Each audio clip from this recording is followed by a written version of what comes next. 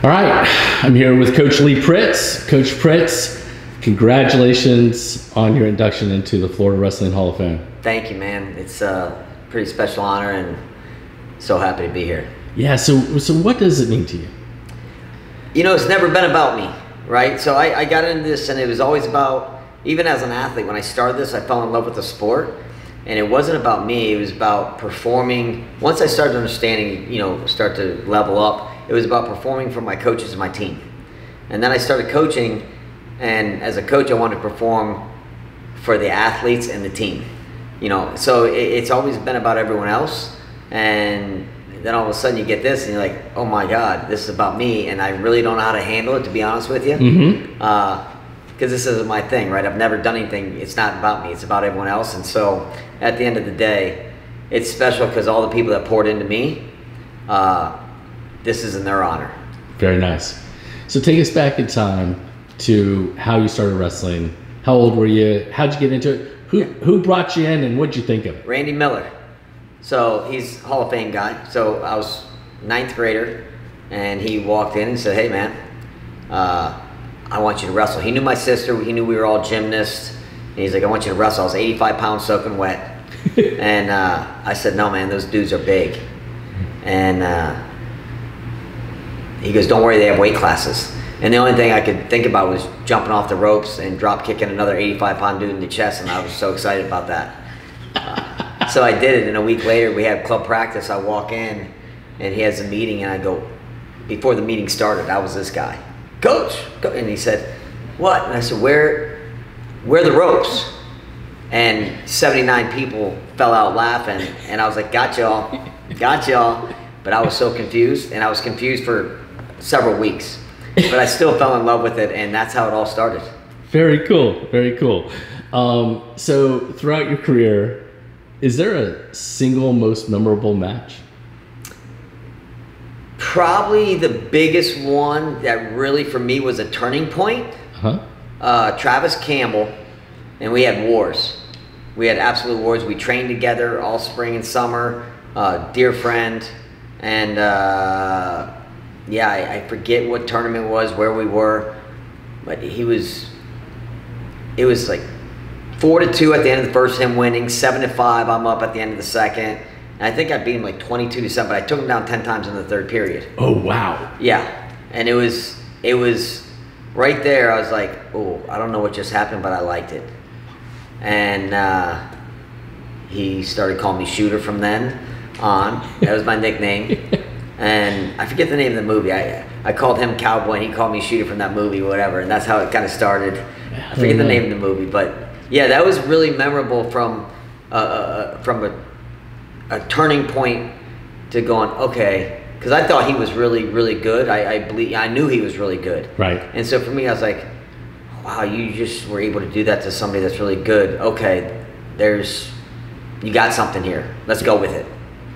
Is there looking back, is there someone that you grew up with that, and it could be like an Olympic champion, it could be like just somebody in your own gym. Is there somebody you idolized that you looked up to? Yeah. My best friend at the time, and has been my lifelong friend, John Albritton. He was my next door neighbor, and he didn't wrestle, right? He didn't wrestle, but I loved who he was and what he was about. And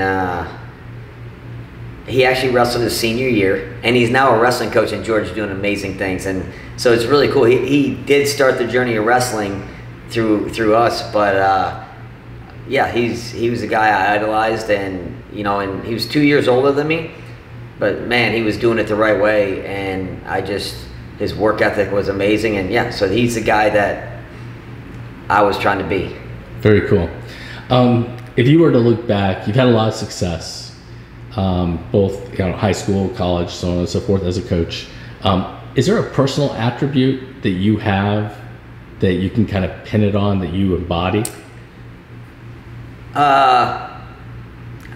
I would say it's that I care about people, and it goes back to the beginning of, I've always did it for somebody else. I was doing it for the coach, I was doing it for the team, now I'm doing it for the athletes, and I care about people, and I'm passionate about people. And so at the end of the day, I would say I've been fortunate to have success through everyone else's success because of how much I cared. Yeah. If that makes sense. Yeah, absolutely. Is there a person who's had the greatest influence on you in terms of wrestling? And it could be as you as a kid, you as a coach. It could be anywhere across the spectrum. Yeah, I mean, all my coaches, right? All my coaches have. Randy Miller, Brian Smith, I can go through all my coaches, but Willie Gatson was there, and because of, I wrestled for him, and he got me to the podium at the NCAA tournament, but there wasn't 2 weeks of my life from the time we were together until when he passed that we didn't talk. So he was the guy I could bounce everything off. He was the guy that understood me and said, hey man, not everyone ticks like you. You got to do it different. And I didn't necessarily believe him at the beginning, and I learned after I was breaking some people that, okay, I got to change some things up. And he just kept mentoring me through the coaching. And yeah, I'd say, again, all my coaches, and so many of them are still there and have been there. All of them have been there. But yeah, probably Willie Gatson, just because of it was every day, every week, every problem, every situation. And I really liked riding with that guy. Is there an outstanding memory you have of wrestling specifically? Your career? Probably I'll give you one. And I got rode for like 5 minutes, and I won the match. Whoa. Yeah, so I got rode like a show pony.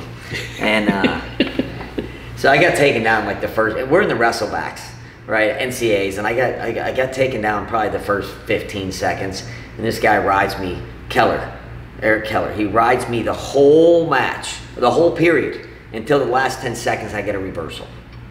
We're tied. And then I believe it was second period, he goes down, gets away, takes me right down again, rides me like a show pony again. Last 10 seconds, I get a reversal. It's 5-4. Oh, wow. But he has riding time. Right. Rob Eider, my coach, comes running out like he's in the circle telling me, feet. And I'm like, no way. I'm going down. Because I didn't care that I was at the national tournament. I didn't care where it was at the time. I was mad that this dude rode me. So I'm like, I'm going down. He's like, feet. I'm like, I'm going down. And I did. So I went out there and I went down. He rode me for a minute and a half. Right? I can't make it up. And I ended up getting away. Right? So now I think we're tied up, or maybe I'm down by a point or whatever with the riding time. Right? I think I know I'm down by a point with riding time. And I ended up doing like a front headlock inside trip in the last 15 seconds and riding him out. And I'm like, I remember going back to my coach, told you I'm going down. I was pretty stubborn. So yeah, there's a memorable match, and I got beat up the whole time. So yeah. But won. I won. That's right.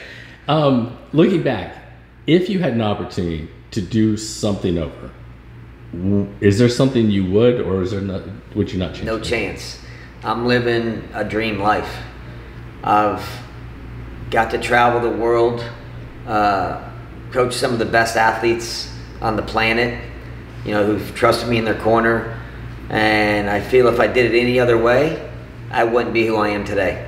If I didn't have the coaches, if I didn't go through the struggles, if I didn't have the failures,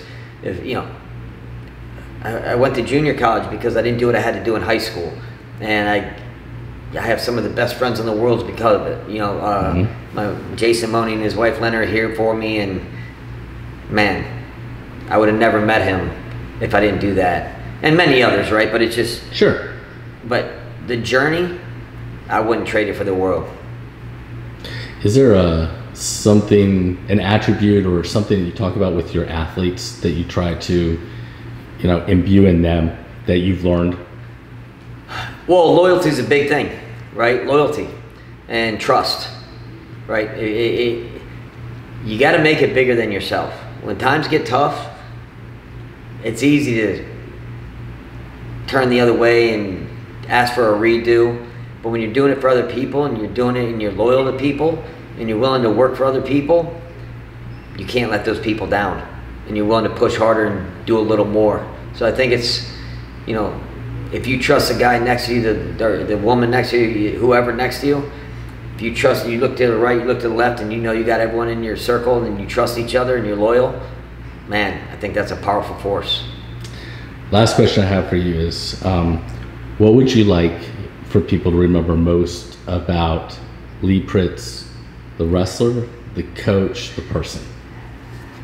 I just want to ride off into the sunset and end up being Janae's pool boy at the end of the day. But I don't need anyone to remember me except for the athletes that I was able to coach and the coaches I was able to wrestle for.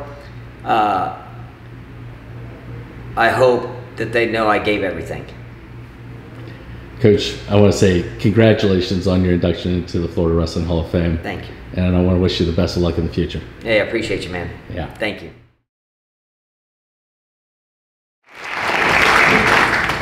Thank you. I want to thank everyone here. Thank Florida Wrestling for giving me my start. The board, thank you. This is what an honor.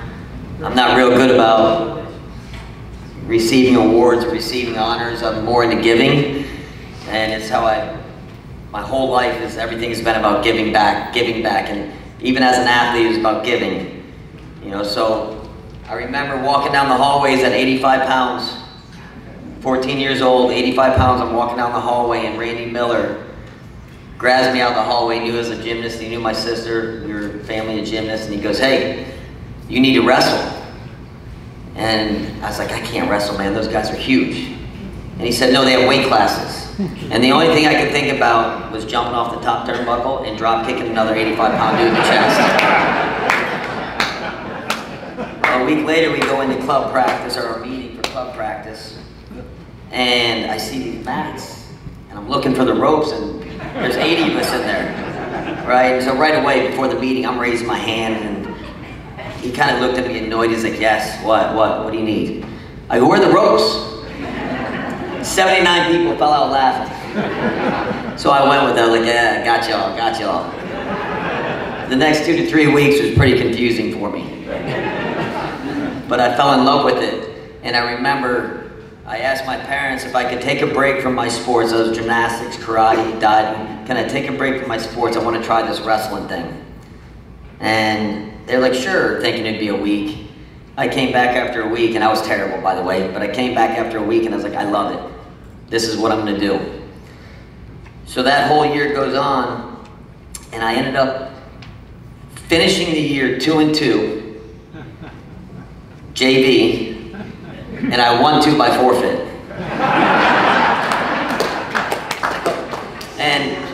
But in my mind, I was getting better because I was third string to start the season, and by the last 4 matches, I was a starting JV dude. So I was like, oh, I'm there. And at the end of that year, my parents kind of sat me down and, hey, it's time to get back to your sports. Let's get back to gymnastics, karate. I was doing things. I was making moves there. And I said, no, this is what I'm doing. I love it. And my dad was like, well, you're really good at this. And my mom is a little more straightforward. She's like, you're terrible. We can't watch it anymore. And at the end of the day, we just can't watch it. You know? And fast forward, I started wrestling every day. Every weekend I'm at a tournament, and you know, and seeing the Freyers and the Bonos and seeing everybody, that all these guys that are in this room, every weekend it was the same people at the same tournaments. And I'm wrestling 60, 70, 80 matches in the spring and summer. Next thing you know, I go on and have a pretty successful high school career, win a couple state titles, and you know, it was great. But going into that, once I started making that turn, it was never about me. All I wanted to do was perform for my team and my coaches. That's the only thing I wanted to do, was perform for my team and my coaches. And then I moved on to coaching, and it became the same thing I wanted to give, right? It wasn't about me. It was about, after about my first 2 to 3 years, I was like, oh, I gotta be a head coach, I gotta do this, I had all these different goals that were all self-indulged goals. Like, it was all about me, and I changed it really quick and said, no, it's about the team. And once I did that, everything changed for me. And it was all about giving to the team. It was about scoring points for the team, scoring points for the athletes. Everything was for the athletes. And that was a really special time in my life when I started to really learn, like, remember as an athlete you gave, and as a coach you do the same, and and that's where I am today. And I've been able to have success through these athletes, and I call it, it's not my success, it's their success, but I appreciate them trusting me to sit in their corner, trusting me to have their back, trusting me to be there for them. It's a pretty special honor, and I call it the journey. And as an athlete, sometimes we're focused on the destination, but at the end of the day, it's all about the journey. And every now and then, your journey and your destinations cross, and those are the special moments when you're winning titles or whatever. But those are short-lived moments, and it takes a long journey to get to that one moment. So I want to thank everybody. Thank my wife, Janae. My kids. They allow me to live this crazy lifestyle. I'm on the road, I don't know, 150 days a year. They support me and allow me to live this journey. And it started out from an 85-pound, 14-year-old kid running through the hallways to out of Davie, Florida, traveling the world with Kayla Miracle, chasing down Olympic gold medals. So thank you. Thank you, Florida. I love you guys. Thank you. One last thing. Mom, Dad, come here. Mom, Pops, get up here. They started this. This isn't mine. They started this. Get up here. Come here. They started this. Without their support, I would never be where I am today. So thank you guys.